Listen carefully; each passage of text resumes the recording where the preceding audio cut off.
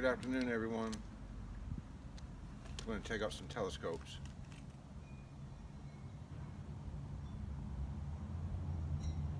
It's nice out.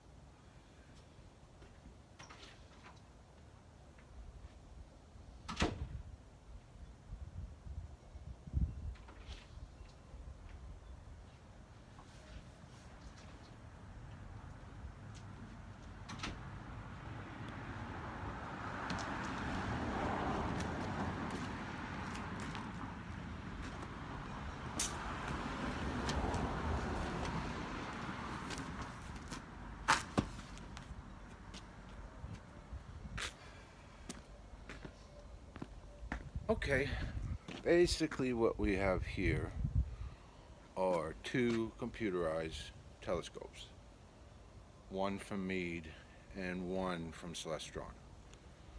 I'm going to, well, we just got these yesterday, so I want to, and it's a clear night, I want to take a look.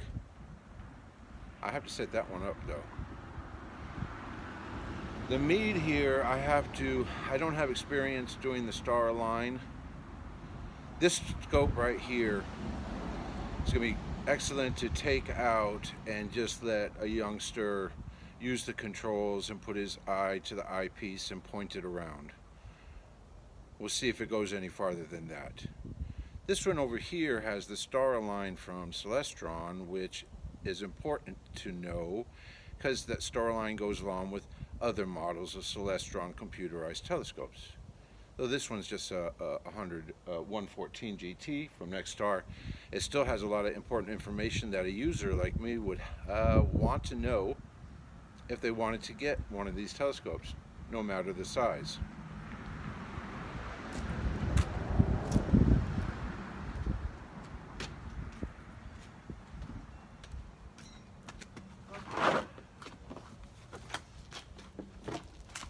I noticed my phone told me that I only have so much battery life.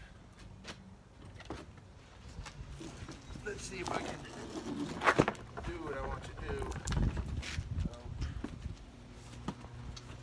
People are going to get upset. Please don't. No telescopes were harmed during this experience.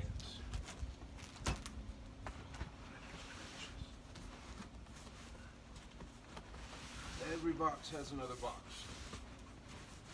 This one isn't even that big. Okay.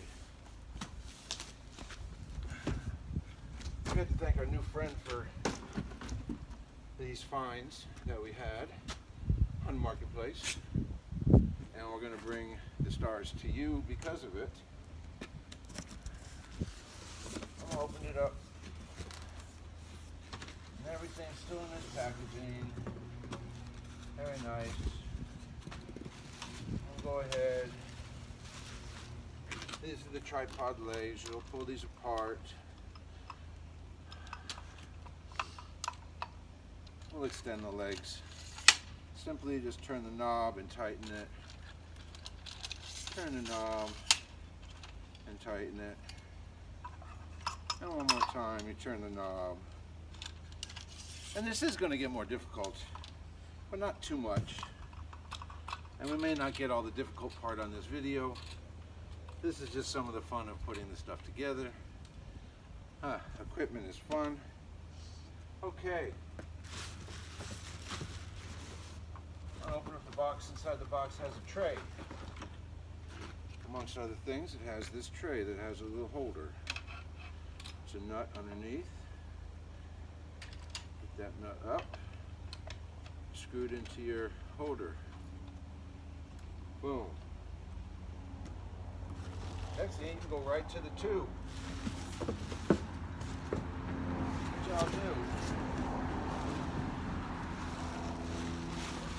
This tube sits right on the robotic arm, to which it will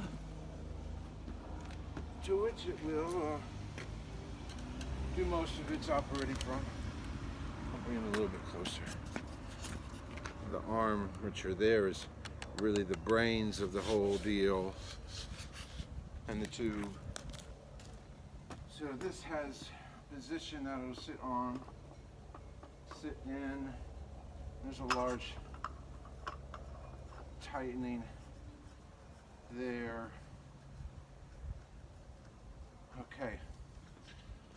Now, I don't know how far I'm going to get, but I know Polaris is that way. And so, if I'm going to do anything,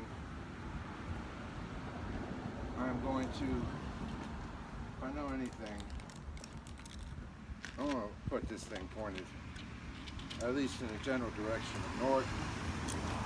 So the Starline programming alignment of these telescopes uses bright stars as alignment points. Once you get these stars into the computer, it'll go wherever you want to go. So there, that's almost together.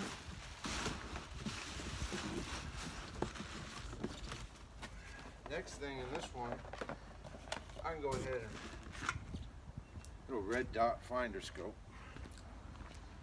Red dot.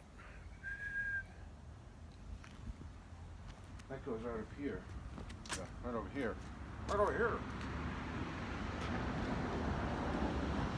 I'll take both of these off.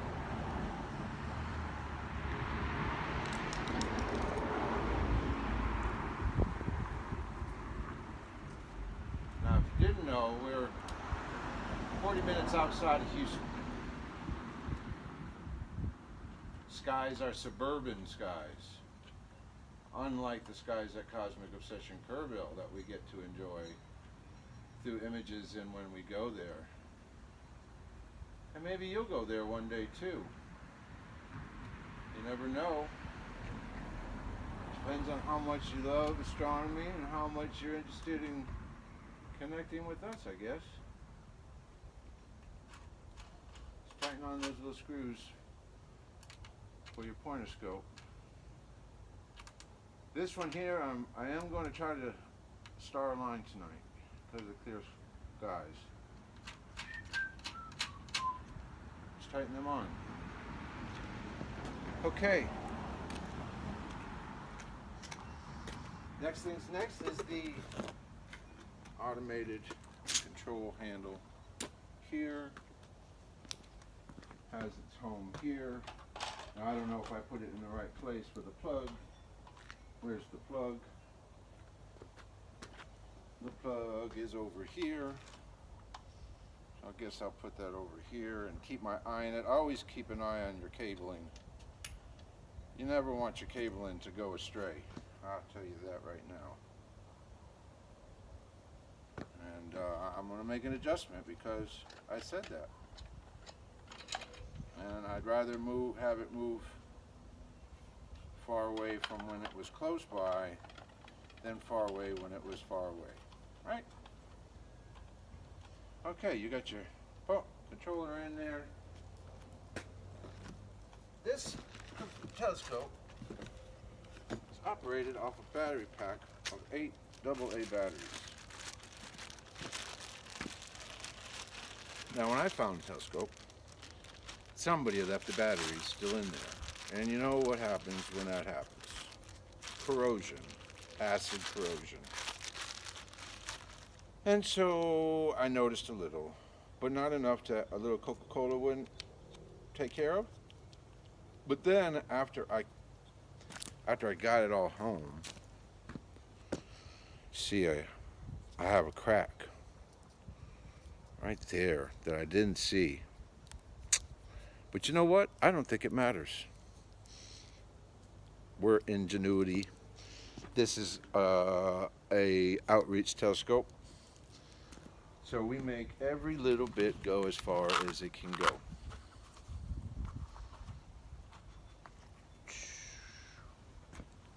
And then the next thing you do is you plug your battery pack in. Never plug your battery pack in before your controller.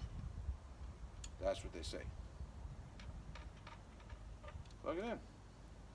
And if all goes well, it's going well. The hand controller says next star ready. Press enter for alignment. And then you'd press enter and the process of alignment goes on. Oh, low battery, down to 10%. Close. Okay, I think this is a good one. This is a good one. It's going to be multiples. 2s and 3s and 4s and 5s and 10s. But let's get this far for right now. See that we're getting ready to really make a big push for astronomy outreach, and we're going to start right here in my locale. In fact, my neighborhood. If you hear the cars passing back and forth, I'm sure that they're looking into the driveway and saying, "Ooh, telescopes!" I can just see. I just looked up to one. And where are they looking? Up the street, up the driveway. Because I found out everybody loves astronomy. They just don't have enough astronomy in their life. So we can go out into the center of the neighborhood one night. Once a month, I think I've come up with the idea. Once a month, we're going to have Star Night. Wherever I may go. Once a month, we'll have Star Night. Let kids look right through that one and move it around. Let's see where we at with this one. There's a 10%. I'm getting low here. I'm getting low. There's a little styrofoam right here. Squeaky, and it's out. Now I can use the hand controller to manipulate it manually, which means I could just use my star pointer and point to what I want to. But that's not what the end goal game is. The end game is to align it with the sky, and then when it goes to an object, that object will remain in the telescope view. Right now I can point it to anything in the sky, but because of sidereal motion, the Earth's movement through the sky, those objects move in front of the telescopes. So number 2 tape, I guess maybe tomorrow, I don't know exactly when, we'll do the alignment. At least we'll try, because I've been thinking too, we got darkness that we have to deal with. But this one's ready for alignment. It would just take a process of aligning it, and then would be ready to go. The 2-star alignment, 3-star alignment, 2-star alignment, let's take 30 minutes and move on. This one here has also got an alignment, star alignment program. And I may or may not get into that one, because I actually have to do more research on this one than I already know about the celestrons.